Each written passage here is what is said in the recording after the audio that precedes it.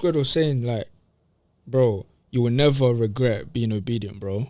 Like, but being disobedient, that can take you down a whole different path. And also, a hard thing as well that people may not understand. You see about that obedience thing.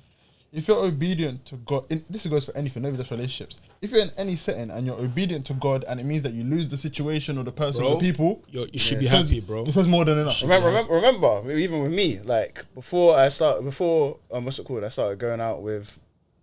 We say your girlfriend's name was on here. I don't know. It depends. I don't think so. It's your pod, bro. Do what you want. But no one said their girlfriend's name. Before I started going out with my girl, innit? She's a private person. Fair enough.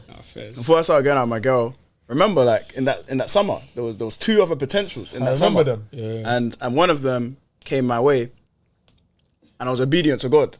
God said, #nah, like this ain't it. Blow that up. And had to tell her, nah, like this has to end because God said no, essentially, which was one of the worst conversations I ever had with someone. Yeah. But what's it called?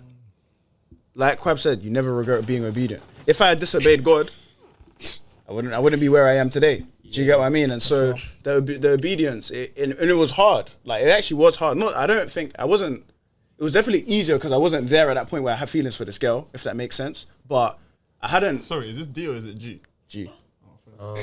Who's D? Oh, that wasn't God.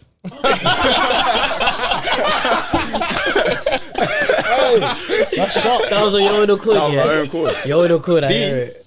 Oh, yeah. I thought you were talking about B was on my own accord as well. No.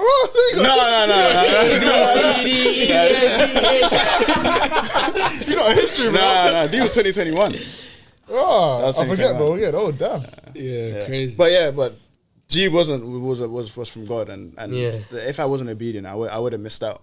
And you wouldn't be where you are now. I wouldn't be where I am now. No, so like Quab said, you never regret obedience. But in the same sense as well, even obedience and the stories that with all of these alphabetical names, there's also times where you have. I think sometimes people over spiritualize when getting to know someone. Sometimes, like I said, I've had experiences where God has definitely told me no, but there's also been times where God hasn't said anything, and it's kind of up to you. And I think sometimes, like I was talking to one of my friends, and she was saying like the guy that she was talking to, like just kind of being a bit weird, like I don't know what God is saying right now, and like there's a good level of that, but sometimes it's like you're tiptoeing around that God aspects, and it's kind of unfair for the other party to a certain extent. You don't want to. I think there's something that I learned as well.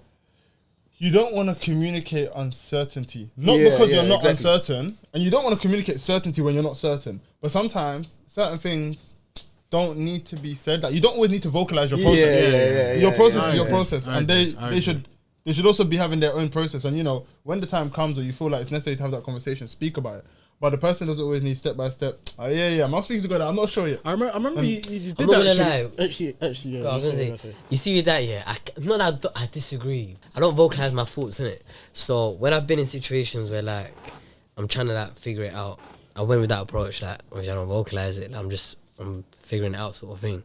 And it's kind of like it's not that it worked or didn't work in my favor, but it didn't pan out in a way that I feel like the person didn't feel like sort of respected, if that makes sense. Like I feel like they felt like even though it's my process and even though I'm thinking, okay, cool, what's God saying about the situation, at the same time it's our situation, so you need to be involved as much. Like she needs to be involved in what I say. I feel like you have to throw out a couple. You can't keep them in the dark. You can't just be like you can't keep your process to yourself. Then you come back out of nowhere. Oh yeah, God said like, I'm not live, kind of thing. You kind of have to like throw it in there a bit. Like you don't have to show them the extent. The example of that I was talking with my friend, like he was showing her the extent, like it's like day by day update. It's like minute by minute. But I didn't hear anything today, but I got quiet time in the evening. maybe I'll hear something then. Give me till 8 p.m. Like, what's it called? Like, let's go for brunch. Wait, why is he busting up? Nothing. Continue.